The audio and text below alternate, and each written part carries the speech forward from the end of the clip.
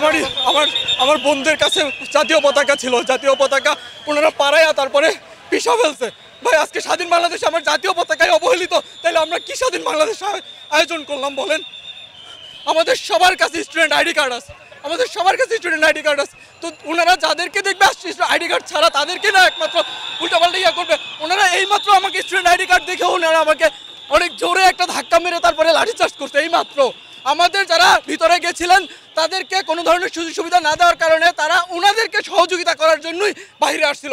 বাইরে একটা গুজব ছড়ানো হচ্ছিল, সেই গুজবটা যাতে না রটে এই কারণেই ওনারা যারা ভিতরে ছিলেন তারা বাইরে এসে তাদেরকে হেল্প করার জন্য তারপরে আসছিল, কিন্তু তাদেরকে হেল্প করতেছে না তারা।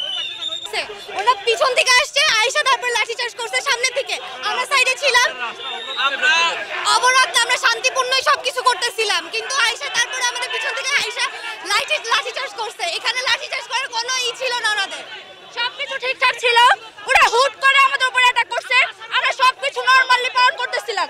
ওরা এসে মেয়েদের পর্যন্ত ছাড়ে নাই, মেয়েদের আমার আপুদের এখান দিয়ে বাড়ি দিয়ে রক্ত বের করে ফেলছে।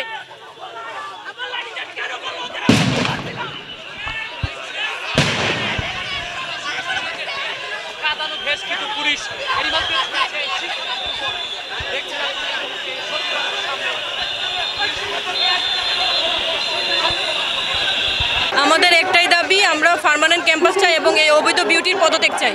প্রথমে হচ্ছে পার্মানেন্ট ক্যাম্পাস, তারপরে হচ্ছে অবৈধ বিউটি, তারপরে হচ্ছে আমাদের ল্যাব। আমাদের এর আগে একটা আন্দোলন করা হয়েছে, লং মার্চ টু ইউজিসি থেকে একটা পেপারটাও হয়েছে তাদেরকে, কিন্তু তার ব্যাপারে সেটা কিছু বলা নাই। তো আমরা এখন এইখানে আসছি, এইখান থেকে তাকি করার জন্য, এখন আমরা তার পদত্যাগ চাই।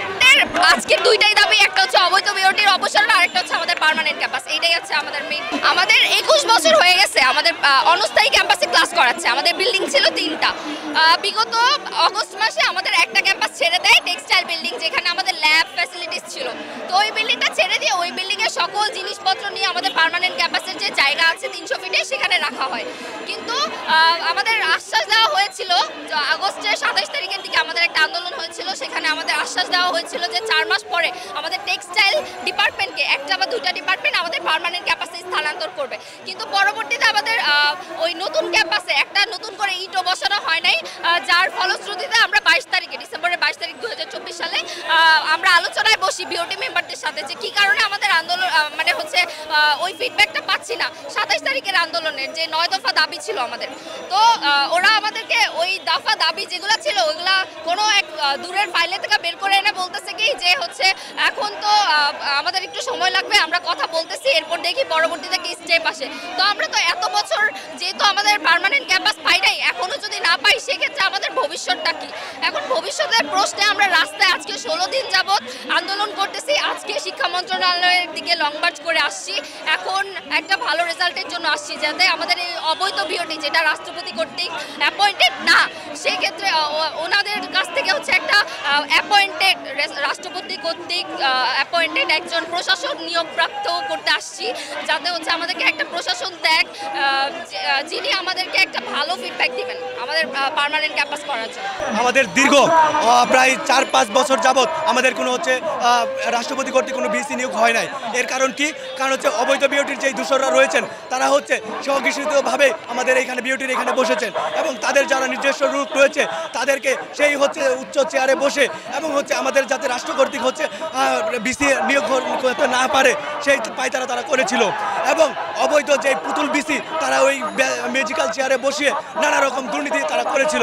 আপনারা জানেন প্রাইম এশিয়া ইউনিভার্সিটি শুরু হয়েছিল 2003 সালে, আজকে 2024 সাল। এই বিগত 21 বছরে আমরা আমাদের ক্যাম্পাসে ফিরে যেতে পারিনি। এর কারণ একটাই, অনিয়মিত দুর্নীতি।